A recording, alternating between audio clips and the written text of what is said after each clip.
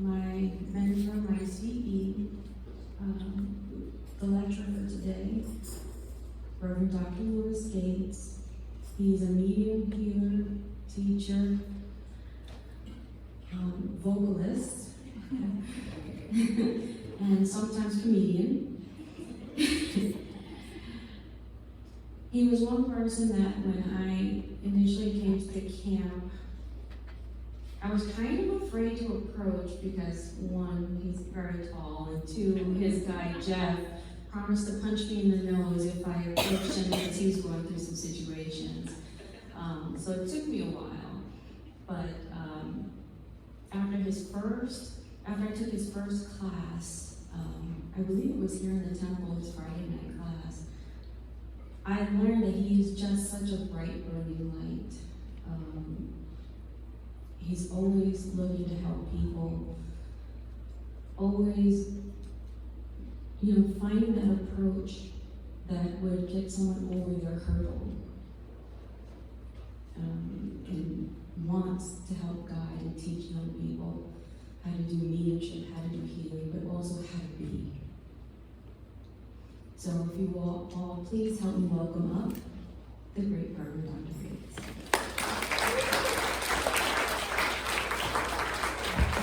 Well, I think what I'm going to do is I'm going to have to give her some money later for all that. My lecture is going to be on a few things today, but I want to talk first because I was raised a spiritualist. I've always been a spiritualist. I was raised a spiritualist, and I've been in this religion my whole life. That's where I've been. And I've tried other religions, but this is pretty much stuck with me. And spiritualism, which is the science, knowing through demonstration, a philosophy, a love of knowledge and learning, and a religion reverence to life as purely and truly as we know how, of continuous life. It teaches us personal responsibility. That is what spiritualism does. It teaches us personal responsibility for ourselves. When I used to be a kid, just a few years ago,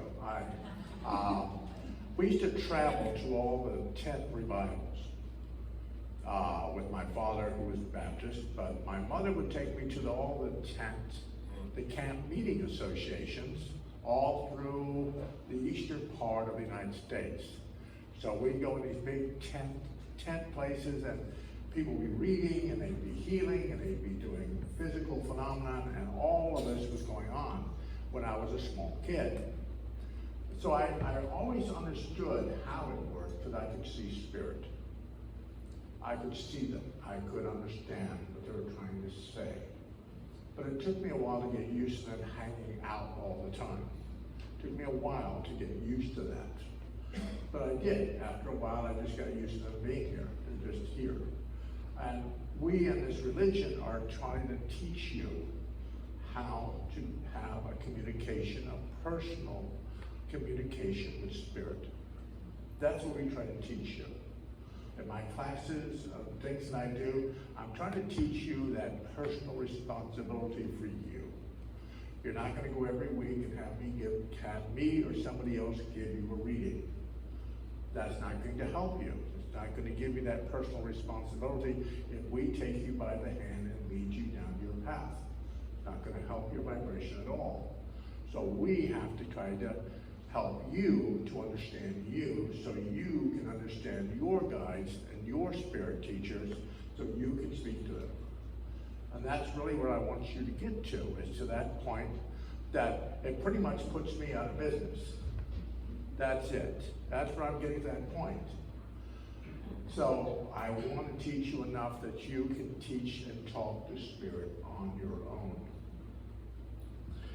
What spiritualism does, it demonstrates that death is not the end of life, but a change of condition of the individual consciousness.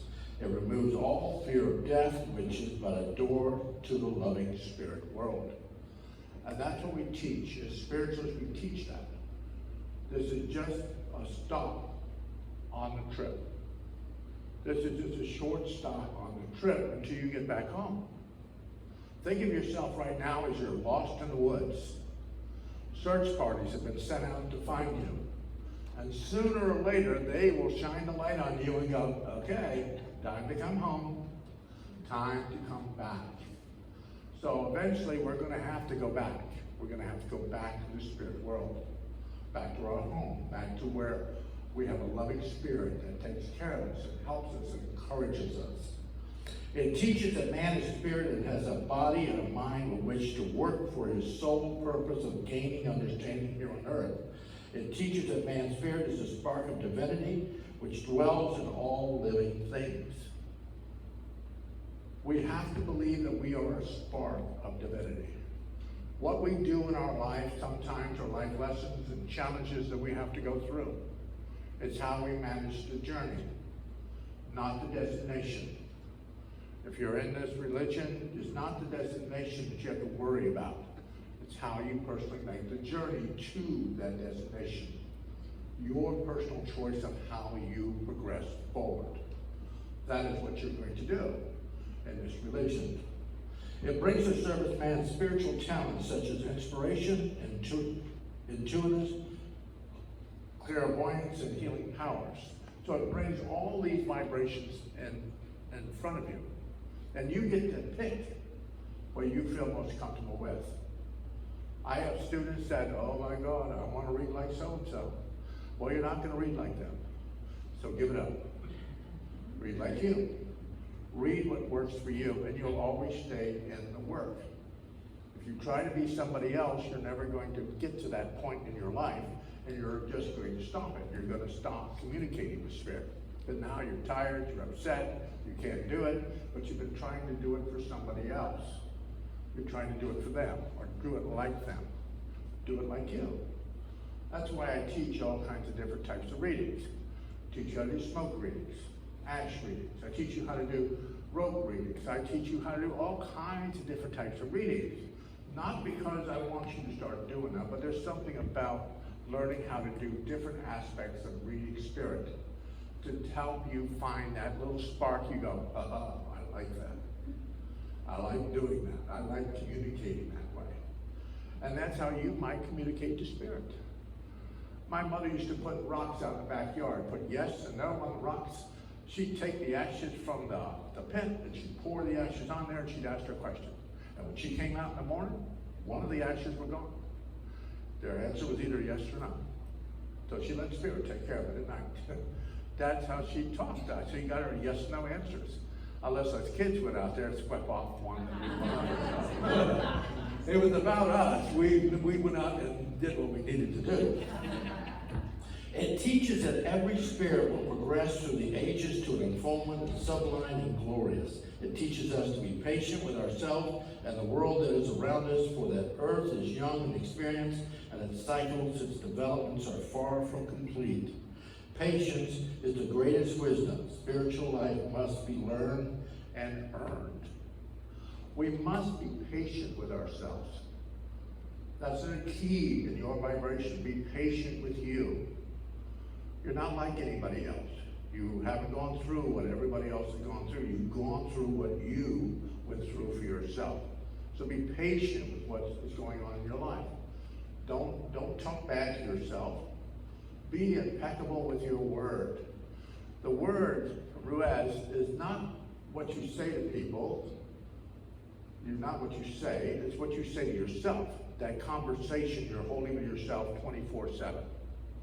You have to get that under control. That be patient with yourself and be impeccable with your word. Be good to yourself. Treat yourself. Change the view. Change the vibration. Change what you have in your life. Don't keep going down on you have negative. You don't just keep attracting negative. You start attracting positive in your life, you'll start attracting positive. If you've got negative in your life, stop it. Go back to being positive. Just smile at people. My mother used to say, just smile at people and make them wonder what you're up to. Smile at them. No matter what they're doing, just give them a good smile and just walk on by. Then they'll talk about you and wonder what you're up to. What's going on? Why did he smile at me? Why did he do that? Then I get a little chuckle because I watch them go. It teaches us that God is not an individual, but all individuals, this divine intelligence expressing through every form of life on earth and in the etheric realms as well. We are indwelt within the God consciousness which supplies power for the universe. This great play of life is unfolding so that the whole can know itself. That pretty much tells us that we are connected to everything. We are connected to everything. Everything that exists, everything that is here, we are connected to it. I teach that mediumship, we can talk about all this connection to spirit and working with the spirit world and understanding all of that. It all comes down to one word: psychometry. It is the energy that the vibration of the medium puts forth. It's the energy of the space that the medium works in. It's the energy that you bring into the space that affects the medium's work. So it's all psychometry. You raise your energy, you're going to get a higher vibrational situation around you. If you lower it, then you're going to get an energy that's not as good as it should be. So that's why mediums, that's why we used to here in our organization, before you did readings, you would sit, you would meditate in the back. And the mediums up here, Eloise Page, Marie Lilla, all of them would sit up here and watch you, make sure you were meditating. Take a look at you. Same thing with healing. We would sit and heal, meditate, and be at the quiet before we stood up to heal. We would do that years ago. But it's like before you work with spirit, you come into the presence of spirit. You just don't run, because they have to try to chase you. Chase you. So you give them time to sit up next to you, sit close to your vibration. Many years ago, that we recited today was a Declaration of Principles. And organizations, these principles initially were adopted in Chicago in 1899. The principles were 7 and 8 were adopted in Rochester in 1909. And then all the principles were set in motion in 1944, St. Louis, Missouri. Our principles that we read have been around for a while. They have been in our church. We recite them. When I talk about psychometry, every Sunday you come in this church and you recite the Declaration of Principles and the healing prayer. Every week you send that energy out. So it becomes a conscious energy within this church. Every Sunday morning, there's a chorus of people that recite that with you from the spirit world. They're sitting in this church on Sunday from the spirit world, reciting that with you, speaking in your vibration.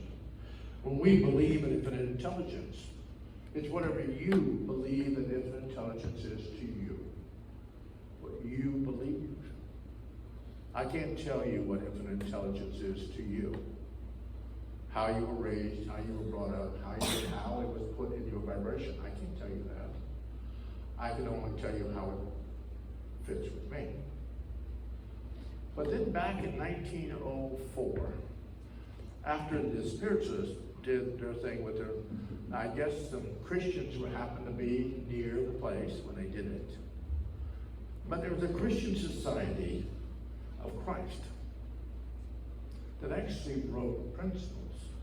They had 10 of them.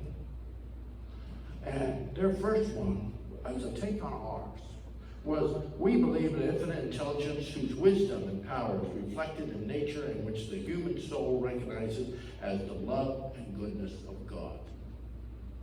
That was their first principle. It took off from ours, infinite intelligence. Ours is we believe in the phenomenal nature of physical and spiritual. Theirs, we believe that the foundations of our philosophy are found in the Holy Bible and in the wisdom teachings of all great religions. That was their second one. So we in this church and spiritualism believe that all religions have have a place. They have a place within our being. Every one of you here, some of you could be Catholic, Methodist, Presbyterian, Seventh-day Adventist, but we're on a Sunday morning, so I don't know why you would be in church. But there's all different religions in this, in our religion, because you brought all of yours to here. So we have to recognize all religions connected to us. I always thought in this church that we could take the little things on the side and paint all the symbols of all the religions up in those little round things, going all the way up to the front to touch the sunlight. I always thought that would be cool. Have all the signs of every religion that ever was. That we were part of everything. We affirm that a correct understanding of such expression and living in accordance therewith constitute true religion. We believe that how you place yourself in this life constitutes true religion because people see you as who you are. As a spiritualist, whoever you are, you bring that out ahead of you. You put that out ahead of your vibration. But theirs was, we believe that a deep metaphysical understanding of aforementioned teachings give profound insight into knowledge, that this knowledge is to increase by a diligent effort of the individual through study and meditation. We need to meditate. You need to be quiet. Be still and know that you are God. Be still. You must be still in your life to connect. You can't run, you can't be busy, you can't let your mind run, you can't do all that. You have to get quiet. You have to be still. Listen. Just listen. Be patient with yourself, but listen to what Spirit has to try to tell you in your life.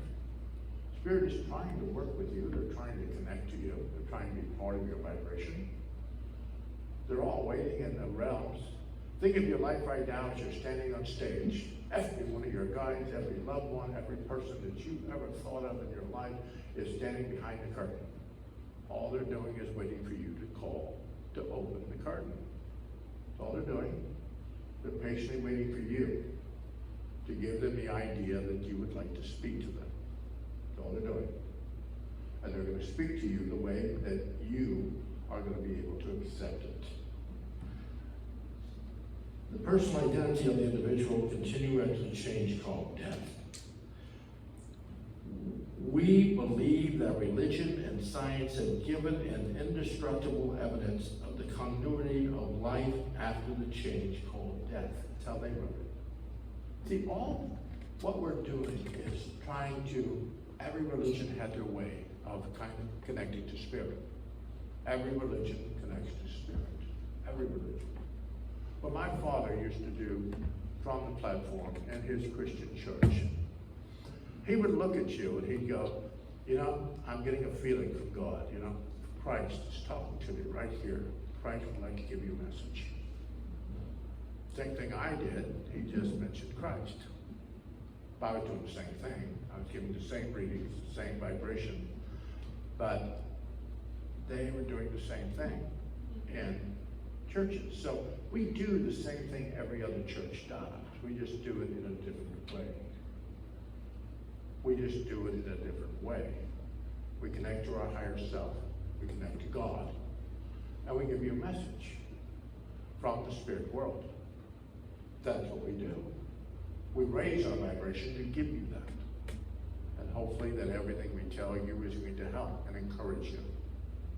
Somebody asked me one time, why don't you do negative readings? Why don't you tell me something negative? Got to be something negative in my life. Well, we don't give you negative messages because it doesn't matter if we told you the best thing in the whole world in your life. You might never remember anything else but that negative message that I gave you. That's the only thing that you would remember. Out of the whole reading, out of the whole vibration within your life would be that negative message that I gave you. That's why we don't give. We teach you how to correct what's going on in your life. We don't tell you you're bad because you already know your life's a little crazy. We don't need to enforce that. We don't need to take you back down the road that you've already been. We want to try to get you to the road that you're supposed to be. That's what we're trying to do for you as spiritualists. Because readings are to encourage you, to bless you, to lift you up, to bring you to a higher sense of consciousness. Possibly to have you speak to your own guides, speak to your own people in the spirit world. That's what we're trying to do as mediums, as mediums here in the organization, as mediums across the world. But you have to realize that we're taught in a certain way here in Casadega. But if I go to West Coast, up north, out west, go to different churches, different vibrations, they're taught different than we are. They're just taught different. That's how they were taught. It's how they were instructed to communicate with spirit. It's not wrong, it's just how they're communicating with spirit. It's how they taught themselves. So not every medium's going to read exactly the same. Not exactly the same. I love it. The other day I had a lady come out here and she booked 6 readings. I said, what do you think you're going to get, darling? We're all going to tell you about the same thing, probably just maybe a little bit different, maybe add a couple of words in, but it's going to be the same reading. And when you came back after all 8 readings, you noticed they were all the same. Do what you need to do. But you're here to encourage you. You're in here to bring your vibration. The one says, we believe in the moral responsibility of the individual and confirm the metaphysical principle of self-determination through the free will choice of action. It's where our actions are in our lives. It's where we propel ourselves. It's what we do, what we put out into the spirit world. We should, in our lives, do affirmations. We should constantly say things to ourselves, positive thoughts, positive vibrations, positive situations in our life. No matter what's going on in your life, keep talking positive to yourself. It will grow all the vibration for you. Sure, things are going to happen in your life that you, it's going to happen. But doesn't mean you have to take the road and be in the vibration. I tell people, and this, a lot of us in our lives are just hanging on the screen door, pushing as hard as we can. We're going to make it work. We're going to get that to work. But it's only when we get quiet, be still, step back away from the door, we actually notice that the door said pull. That was a push. So we have to realize that sometimes we're just pushing too hard on something. We need to take a break. Take a breath. Relax. When I was playing football over here at Deland High School, take a knee. Just relax from it. Take a knee. So the question with you is take time to re-envision where you're at. My guide Lucerne is very simple. He just tells people, all you have to do is close your eyes, ask Spirit, is there something I've missed, something I should be doing or putting in motion? Could you please show me? That covers all bases. Anything that you've missed, you should be looking at or paying attention to, Spirit will show you. Sometimes they slap you with it, you've got it right away. Other times you gotta play whack-a-mole. You gotta try to go find it. You gotta watch for the signs that are showing up in your life. You see a hawk today, you get a hawk, you see another hawk sitting in your front yard, you see a hawk again, you hawk again, and somebody enters your life with a hawk on their shirt and says, I'd love to talk to you. You should probably talk to them till they have arrived. Spirit will maneuver you to where you need to be, kicking or screaming, or gently. It's the journey that we have to take in our lives. The journey has to propel itself in our lives. It has to. And we have a good journey. I've had a pretty decent journey in my life. Been married almost 45 years. I live out here. We live in downtown Casadega. But we live where we're supposed to be, where I am, where I'm supposed to be at this time in my life. So you have to ask yourself, is this for my highest and best? Is this situation in my life for my highest and best? And your first thought, first impression of what you're becoming in motion. Is it? Some of us have a path that we have to take care of everybody else in the world, thinking that we have Mother Teresa and we're Florence Nightingale, but they have revoked our license years ago. So we need to behave. We need to allow people to be who they are and just let them be. If we can help, go in and help and go. But don't think that you have to spend your whole life doing that. If you're miserable and it's not making you happy and you are not content where you are, change it. Or you will affect your health in a negative way. You will affect your relationships. You will affect things in a negative way. Then you'll want to know why. Why did that happen? I don't blame God for anything that's happened in my life. I don't. I blame my guide sometimes. I have a conversation with him every once in a while. But I don't blame Spirit. I choose the path I take. I choose the vibration that I will place in my life. So you have to realize that the path you take isn't that path that you have chosen for you.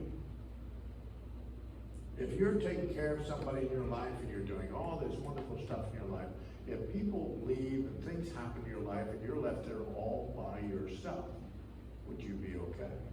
Would you be all right? Would it satisfy you if you were the only one left there?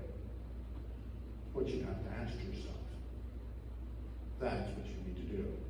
Because in spiritualism, it's this whole thing that you have to realize that it is a journey. Spiritualism is not an easy religion. Because you have to take responsibility for yourself. Can't blame somebody for it. Can't do something else. Can't do that. You have to trust that you have made that decision. And then talk to yourself. Talk to your vibration. Talk to your guides. I love it when I have people in my class and they go, oh, you're going to teach us how to speak? You're going to speak to people that are in spirit. Oh, I don't want to see that dude. I said, well, you're in a mediumship class, you're going to be talking to, oh no, I don't want to talk to them. I said, okay. So what do you really want to do with them? Because they're going to come. Once you open the door, once you start addressing them, they will come. But I'm not this big vibration here that Spirit's going to attach on you and attach them. You only attach to your highest and best. Yours. If you want to do something negative, then Spirit will be attracted to you because of that event that you put in your life. But when you're communicating with Spirit, it should be this quiet stillness and going into the Spirit and allowing them to speak to you for your highest and best. Your highest and best. And that's what you do. Because when I teach, when people do healing, I ask them to sit in the chair before the person gets there. That means that places their energy in that space before the individual arrives and sits in the space. So now that person is sitting in my energy, and I have already set the energy in force to affect their energy field when they come and sit. Same thing with mediumship. Before you come sit in my office, I will sit in your chair. I will place my energy in that chair before you arrive. So no matter if you feel uncomfortable, different things are going on in your life, when you sit in my energy, you will feel calmness. That's why I do it. So when you're doing things in your life, don't let somebody, if your husband or wife is part crazy, I'm not saying full crazy, but only part, and they sit in your space, and all of a sudden you go over and sit in that place, you go, ooh, I don't like it, ooh. It's because the energy that was left in that space. So clear a space, get yourself to where you need to be, find that true balance within your life, and understand that you are special. You are loved by God. I had a little girl at the church service I did a couple of weeks ago. She said, yep, God's got my picture on his refrigerator. Mine. So remember, God's got everybody's picture on his refrigerator. And it's like your picture's there. It is there. God really loves you. It's at the top of the refrigerator. God has to get on his hands and knees and try to look in the bottom of the refrigerator to find your picture, then you're probably doing something a little bit wrong. So, you have to allow God to help you. Just remember that. Is there something I missed, something I should be doing or putting in motion? Please show me. Thank you.